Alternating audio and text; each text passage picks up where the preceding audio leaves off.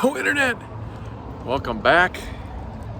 As you've seen, we got a little issue with our Coyote Swapped F150 here, and luckily enough,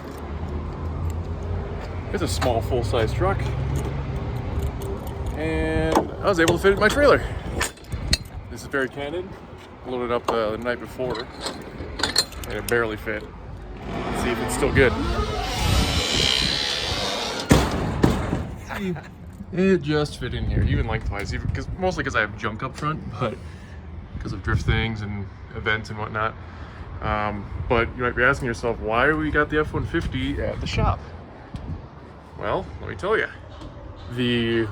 I noticed a transmission leak coming between the engine and the transmission, red fluid. There was no indication that the front pump seal was leaking on this transmission when I bought it. The only logical reason that it's leaking is because the torque converter came out at the yard when it got, unmated from the engine, because they were trying to sell those things separately. I just found the stock numbers and bought them together, to keep the engine and trans, one married couple. We're getting real up close and personal. And yeah. So the torque converter must have came out. They must have mangled it back, and it's easy to mess up that seal, I'm told. It's a $16 seal. I got it in the back of the truck, but now we gotta drop the transmission, but not before we get this turd out of here. All right, it's unhooked. Let's start it up and get it out of here.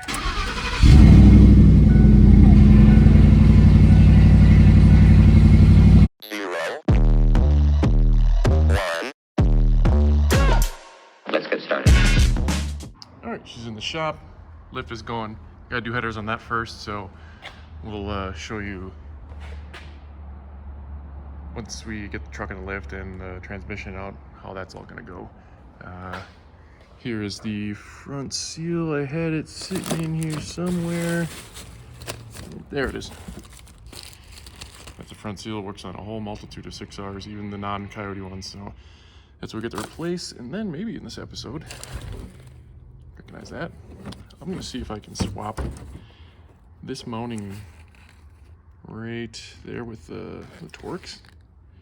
Looks the same as the old shifter, so that I can just swap these out real easily and have the select shift. Good to go. All right, got the truck on the lift.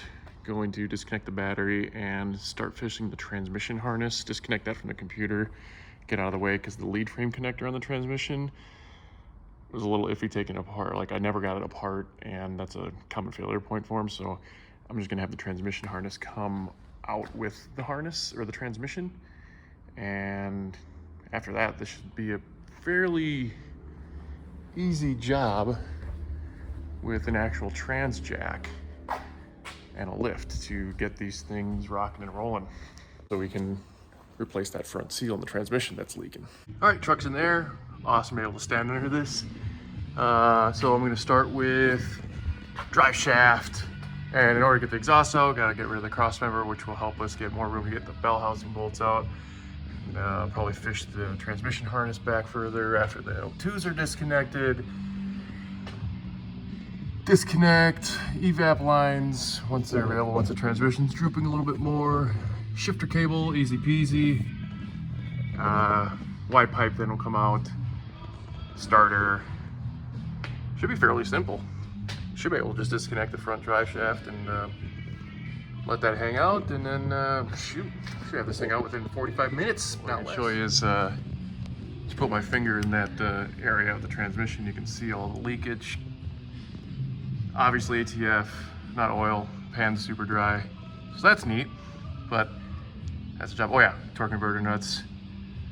Another thing to disassemble. Do that after the start. That'll be one of the last things to do. Exhaust, cross member are out.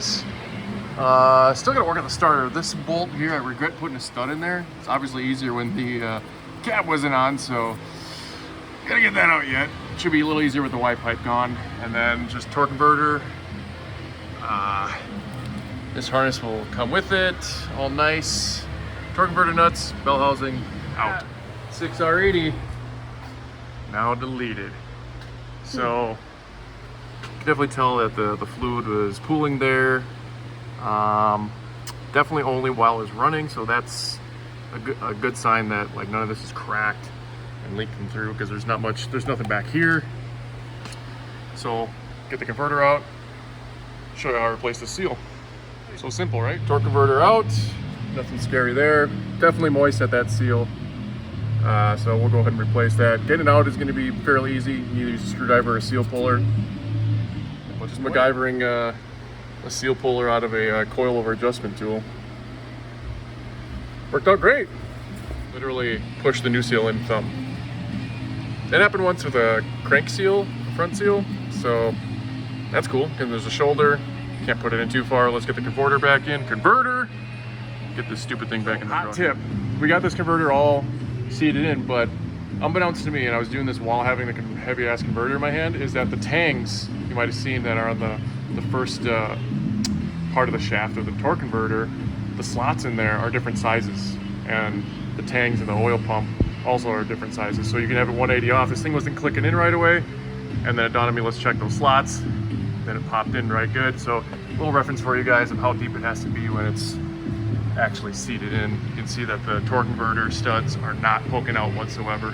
So let's get this turd boss in here. All right, transmission, everything's buttoned up. Just need to reconnect the battery, fire this thing up, see how well we did with that seal job. Hopefully a good job. All right, let's start this pig up.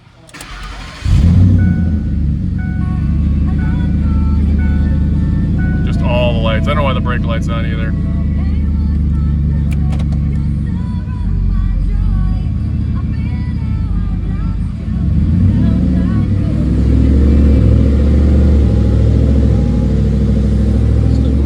That's good. Whoa.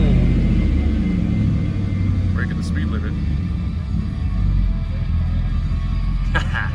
Alright, let's see if it's... Whoops. Parking pole, I was angry. Back wheels must not have been stopped. Let's see if this thing's leaking or not. So this thing didn't crank earlier because of a ground issue, but we figured it out. Little coyote tick going on, but so far it looks dry where it was wet. So I'd say mission accomplished.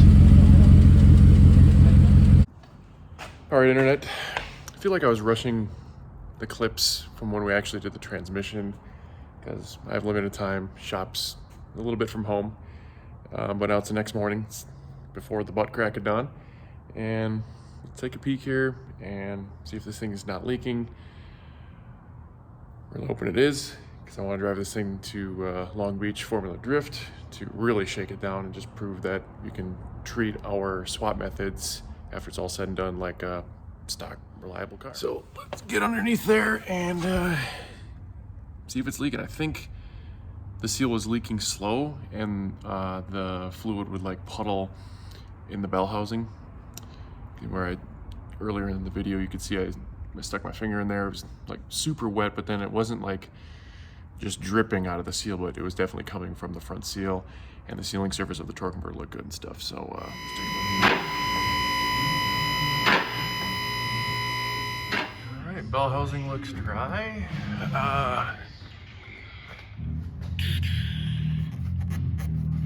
See if I can get in there, and it feels pretty fucking wet. So when we put the converter in, that's when it decided to let a lot of the fluid out versus when I took it out.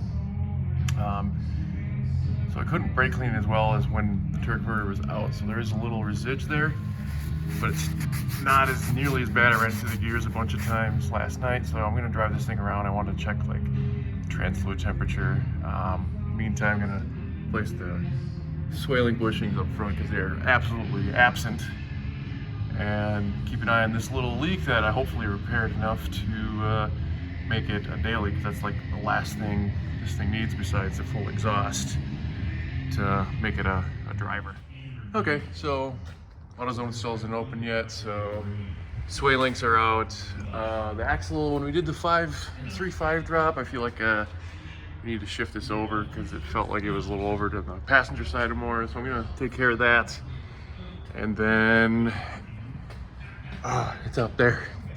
I got a column shifter from an 11 to 14 truck that I think I'll be able to just replace the stock, because like the mechanics and all the mechanisms of how it goes with the column are different from the truck, this truck, than the older trucks, but how it attaches to it looks very similar. So I'm hoping $100 gamble will pay off, that I can have an 11 to 14 column with the button and the select shift.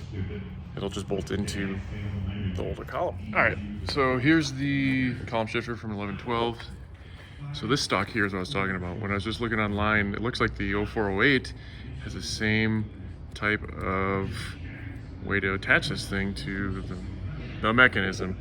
So I'm gonna take that apart and see if this thing will slide right in. It'd be a real treat if it did, because then I can clean this up and have select shift and have that kind of figured out for you guys as a solution to keep that function in a truck application. And I guess by taking it apart meant taking the bezel off and just exposing that screw. Sweet. But there is electrical connector, so I'll probably have to pop the column covers off. But for now, I'm just gonna see if those things will fit, or exchange anyway. Guys, this is looking real promising.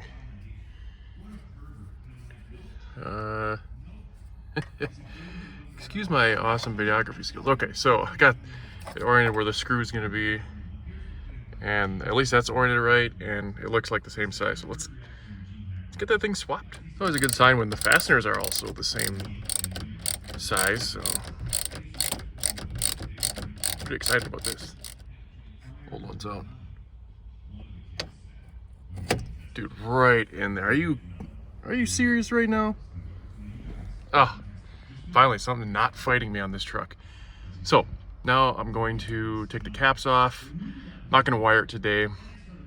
I don't have wiring stuff at the shop because I'm building harnesses all the time for you guys. And clean that up first, and then get the bezel through it, because the bezels are very different, because this bezel incorporates the ignition, that one doesn't. And you're one step closer to having this thing the way I want it. So that's super cool.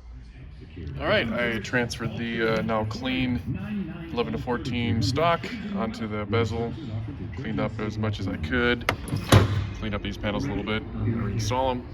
Like I said, I'm not going to do the wiring today. The connector is vastly different because there's no select shift on the 08. We'll figure that out later, because I like to figure out the cruise first, which I know what to do, just haven't done it. So let's get that back together, see how it looks like in the cluster. All right, and there it is. Nice newer shifter column in there. Let's see what it looks like in the down position, just to see. There. Oh my goodness. Battery's obviously disconnected. Yeah, that's right where you'd want it. So they didn't change that orientation. Thanks, Ford, for making that all plug and play for me. So that'll be the only clue on the interior that this thing is swapped, only to a keen eye. So I think that's where we're gonna stop this video. I'll get the sway links in. That's really not a huge deal to show you guys. Besides, AutoZone's not open for another half hour. Getting ready to pick up. I'm gonna keep an eye on that torque converter pump seal.